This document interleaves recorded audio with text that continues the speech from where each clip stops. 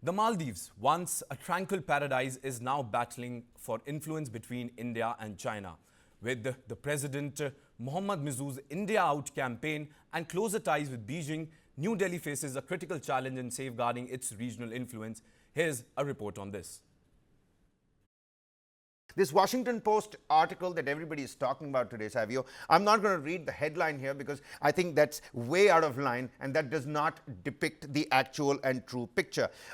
The headline, let's get away from, move away from that for a second. The facts at play, the power equation and the dynamics, diplomacy between these two nations. What's at play really in the Maldives, and why does Mohamed Muizzu continue to be a concern for India, Savio? So to be absolutely honest, I went through the Washington Post article as well. They met me a couple of weeks ago. They asked some questions. Most of it were insinuations, and I responded to those insinuations in the best that I could, in the humor that I do love to talk with. Now, Maldives' main concern for India is that Maldives, post the 26/11 terror attacks, has become a place that has become home to Islamic radicals and Islamic terrorism. Now, many people aren't aware in India that during the 26/11 attack, there were also two Maldivian hands involved, but that has never made it to newsprint ever. One was a person by the name of Mahmoud Zelian, who still continues to remain somewhere in Maldives. And he was responsible for the Reiki, just like David Headley was, who was the most prominent face of the reconnaissance that happened for the 26/11 attack. The other was a person by the name of Ali Ashma. Ali Ashma was responsible for ensuring that the weapons to execute the 26/11 attack, one source of the weapons came from him. But these names have never come out. And I've been tracking, as somebody who tracks intelligence and terror operatives around the world, I have been tracking Maldivian influence in 26/11 and even after that. Now, on in September 2023, something very shocking happened, which didn't make much media, sort of footage. The Delhi Special Cell nabbed an individual by the name of Mahmoud Shahnawaz. Mahmoud Shahnawaz and two of his other friends. One was Arshad Warsi, and I think the third name was Sarfaraz. All three of them were caught with detonators, and they were planning three terror attacks in India. Those terror attacks and the targets were the Ram Mandir, which was to be inaugurated in November, the Akshardham Temple, and a location in Mumbai as well, which was All prime considered as targets, during Savio. These seem to be investigation to all be the prime Jawar targets. House.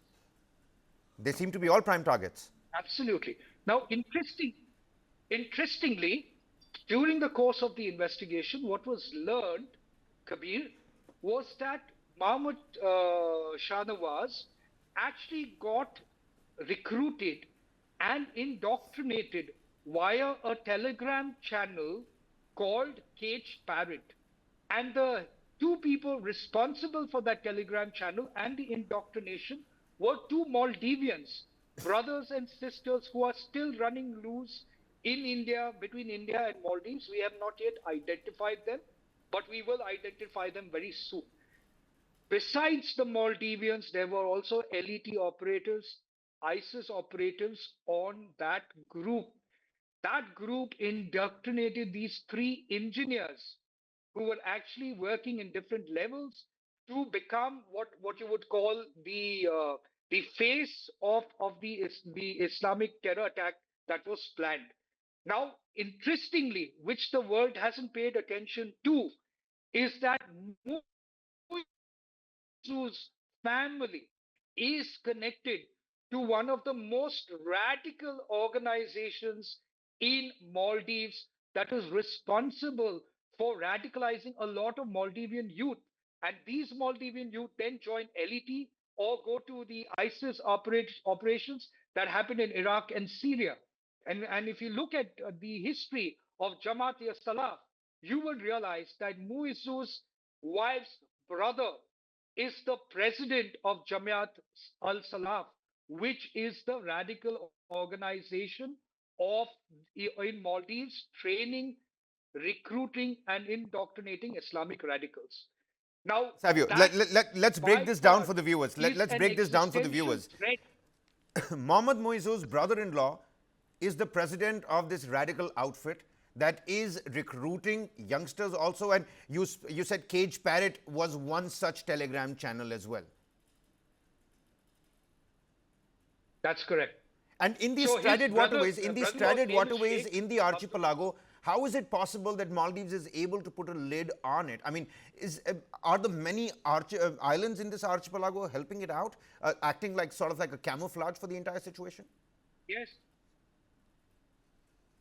So after 26/11, when the world started to look at the terrorism potential of Pakistan and the works of LET, a lot of the movement of terror activities of LET, and then you had ISIS coming into the fore, they started to move their operations to Maldives. Maldives is a terror hub, or is a not a tourism heaven as many people would like to portray, but it's also a terrorism hub. And that is a problem that India will continue to have with Maldives. Now, no matter what Washington Post's article talks about, the fact of the matter is Muizzu is closely linked to Islamic radical organizations that are a threat to India directly through the family. His brother in law, both of them, the elder one and the younger one, are in some form linked directly to Jamaat Salaf and have taken training in LET camps in Pakistan, especially the younger brother, Ibrahim Mohammed. So, when we started to investigate Muizzu and his links, all we did was to show the world that not everything in Maldives is about sun, sand, and surf. There is a radical organization brewing radicalism and terrorism in Maldives, and it nearly struck India in the month of October. And Well, that is a reality. no, So if pertinent I, points that as a soldier without you've raised over uniform, here. There's also decided to some expose Muizzu, there's also some alleged connection with ISIS in Syria as well. Could you throw some light on that front?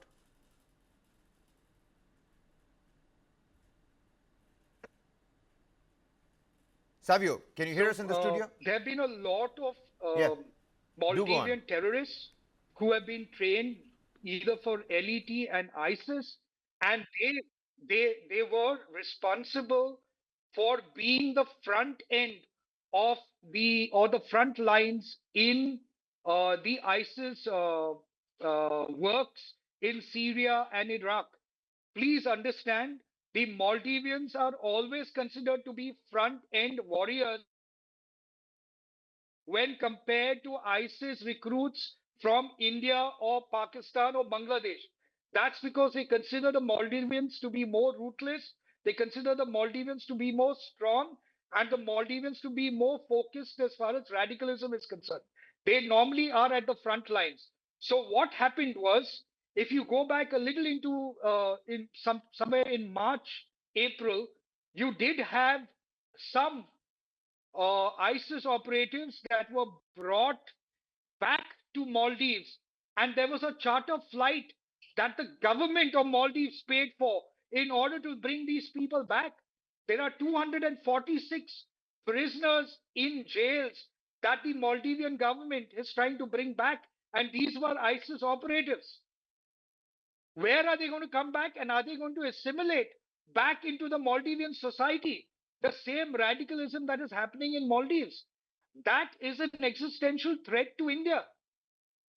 Absolutely right. That certainly is, and India is that voice, for the global South. When Prime Minister Modi has been speaking about anti-terrorism bids across the world, across the length and breadth of the globe. I mean, something like this happening pretty much in our neighborhood should be raising the right kind of concerns. And before we wrap this segment up, Savio, and you've thrown light on some really pertinent points here. Do you think the article, the analysis of the intelligence, all of this it must have put forth the message. Do you think that message has trickled down to the ground, trickled into Muizzu's office? So I'll give you an example. That's what I told the Washington Post as well. In 1970s, when the Catholic Church realized that there were many people leaving the Catholic Church or not attending the Catholic Church, they turned to Hollywood in order to look at a solution to the problem. Then Hollywood came out with two movies. One was The Exorcist and the other one was Omen. Both of them created that fear in order for people to believe that if there is the existence of a devil, then there is certainly a need for us to go back to God and spend time with God in order to be away from the devil. And that's exactly what I did to Muizzu, to show him that there are devils in Maldives and he's harboring devils and people who are not meant to be a part of civilized society because they are terrorists. And by harboring terrorists, he's only going to, ruin relationships with India that has always been a big brother to Maldives. Whenever Maldives needed any assistance, India has always been there for Maldives.